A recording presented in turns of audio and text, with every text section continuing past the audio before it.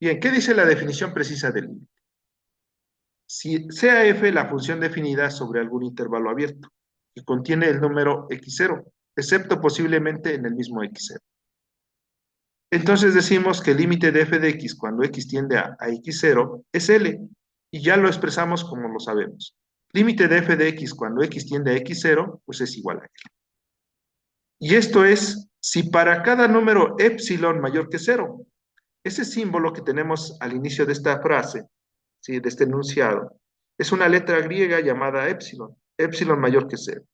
Existe un número delta, otra letra griega, número delta mayor que cero, tal que si el valor absoluto de la diferencia de x menos x0 es mayor que cero en su valor absoluto, pero menor que delta, entonces la diferencia el valor absoluto en la diferencia de los valores de la función f de x con el valor límite es menor que epsilon, ¿sí?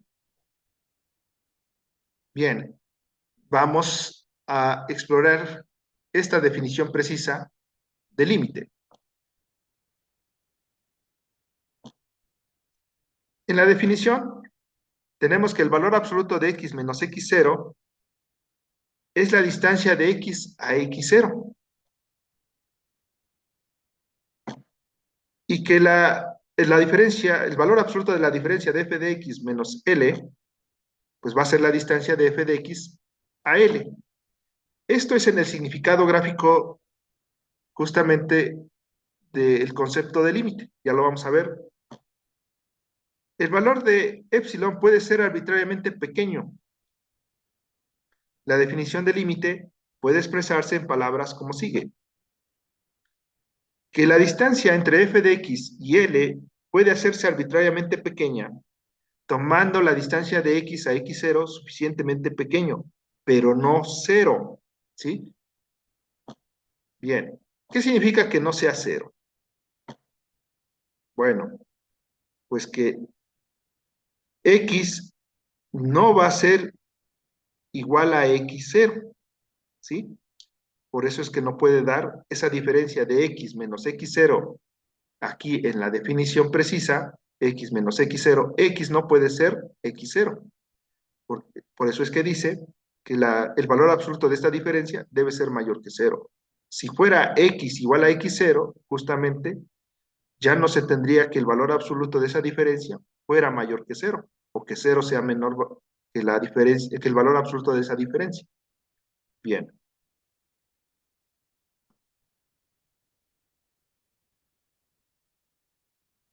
Así tenemos, sea f la función definida sobre algún intervalo abierto que contiene al número x0, excepto posiblemente en x0 misma. Entonces decimos que el límite de la función f de x cuando x tiende a x0 es L, y lo expresamos como dice aquí, límite de f de x cuando x tiende a x0 es igual a L. Si para cada número epsilon mayor que cero existe un número delta mayor que cero, tal que si que el valor absoluto de la diferencia de x menos x0 es mayor que cero, pero menor que delta. Y la diferencia, el valor absoluto de la diferencia de los valores de la función f de x menos el valor límite es menor que epsilon. También podemos reformular la definición en términos de intervalos. ¿Cómo? Pues observando que la desigualdad, justamente, del valor absoluto de la diferencia de x menos x0 es menor que delta, es equivalente a menos delta menor que x menos x0 menor que delta. Recuerde justamente de las propiedades de las desigualdades que incluyen valor absoluto, que puede escribirse como si x0 menos delta menor que x menor que x0 más delta. ¿Qué se hizo de la primera desigualdad a la segunda? Bien, pues que en efecto el x0 que está en el centro de las desigualdades, del par de desigualdades, justamente lo cancelamos sumando x0 en todos los términos de la desigualdad.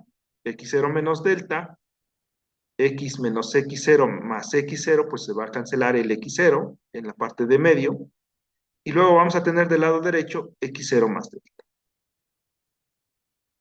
Y además, como el valor, como 0 es menor que el valor absoluto de la diferencia de x menos x0, entonces va a ser verdadera si, solo si x menos x0 es diferente de 0.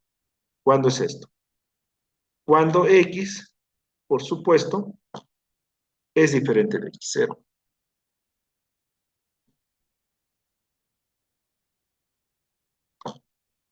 En la definición, la desigualdad, lo hemos visto así, significa que justamente x está entre x0 menos delta y x0 más delta, que se cumple esta desigualdad, ¿sí? Y que, por supuesto, que x es diferente de x0. Del mismo modo, la desigualdad f de x menos L, que es el límite, su valor absoluto es menor que epsilon. Y es equivalente a decir lo siguiente.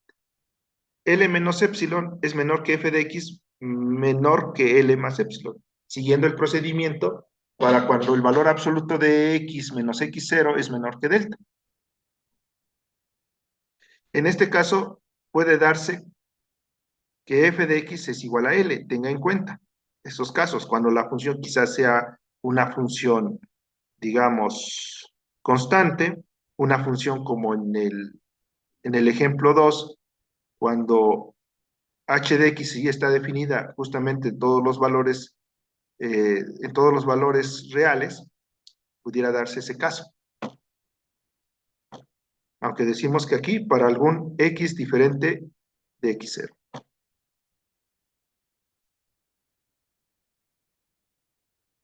Por lo tanto, en términos de intervalos, la definición puede establecerse como sigue. Significa que para todo epsilon mayor que 0, sin importar qué tan pequeño sea epsilon, podemos encontrar un delta mayor que 0. Tal que si x está dentro del intervalo abierto x0 menos delta, x0 más delta, y x es diferente de x0, entonces f de x está dentro del intervalo abierto L menos epsilon, L más epsilon. Bien, e ilustramos gráficamente esta idea. Bien, si vemos que el punto x0 del lado derecho de la figura, del lado izquierdo, perdón, de la figura, está dentro del intervalo. Y si vemos que en el intervalo se está marcando a x0 que no está contenido en el intervalo, es digamos el centro del intervalo, pero lo estamos quitando, lo estamos omitiendo, que no lo podemos considerar.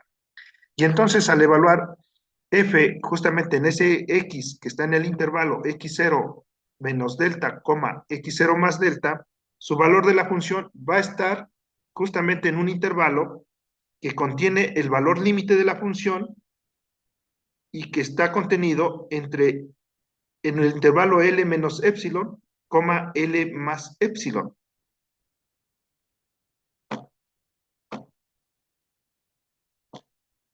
La definición del límite señala que si cualquier intervalo pequeño, L menos epsilon, L más epsilon, por supuesto abierto, está dado alrededor de L, entonces podemos encontrar otro intervalo abierto con extremos x0 menos delta, x0 más delta, alrededor de x0, tal que f hace corresponder todos los puntos de este intervalo.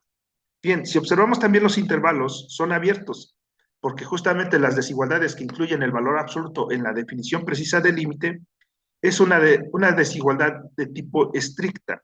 Bien. Y entonces este intervalo pues es x0 menos delta, x0 más delta, excepto posiblemente en x0, con los puntos del intervalo. Bien, gráficamente es esto que habíamos ilustrado previamente en la diapositiva anterior.